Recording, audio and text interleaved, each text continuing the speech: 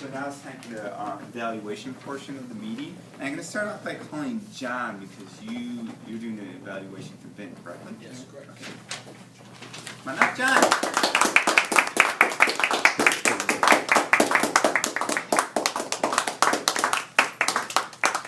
Thank you, Bill. Fellow Toastmasters, and especially Ben. Always excited to hear somebody give a first speech. It's always great to get the icebreaker out and start learning more about our fellow members. So it's very exciting to hear your first speech today. And I was very impressed that for your first speech, you were organized, energized, and confident. Those are really the three words that I would use. I mean, you knew exactly what you wanted to say. You had a lot of energy up here. It was, definitely engaging, and you had a lot of confidence, especially for the first speech when most people are very nervous. So that was very good.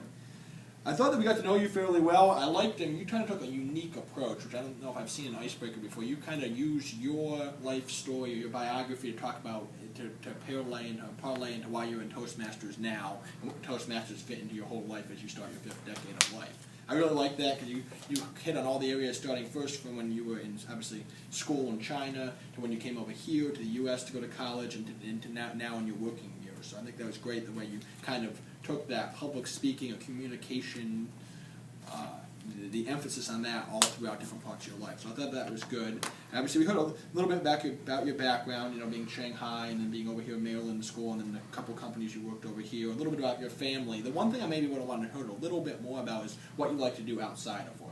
What hobbies do you do? Obviously, you spend a lot of time with your family, with your wife and kids, obviously. But what else do you? What are your hobbies? What do you enjoy doing, outside of your career? Maybe emphasize that a little bit more in the speech as well.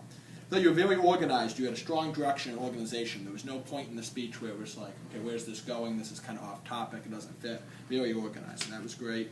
Thought you spoke quite clearly. The one thing I would suggest is speak a little bit louder.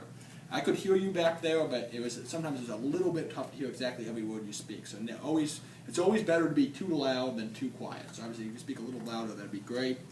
Thought your opening initially of the speech was a little unclear, but I think I understood it more when we got to the ending. Because a traditional icebreaker doesn't have that kind of opening when you start talking about the language and communication. But by the end, it was a little clearer. So I thought you did a nice job of tying everything together throughout the speech. The body and the conclusion made perfect sense.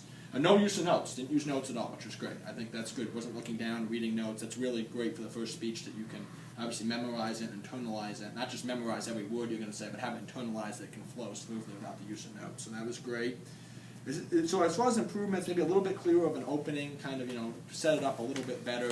A little more discussion about your life outside of work, and then speaking a little bit louder. So especially if we were in a bigger room, it might have been a little difficult to hear you in the back of the room. But overall, once again, as I said, very organized, energized, and confident. Excellent job, and look forward to the second speech. Good job.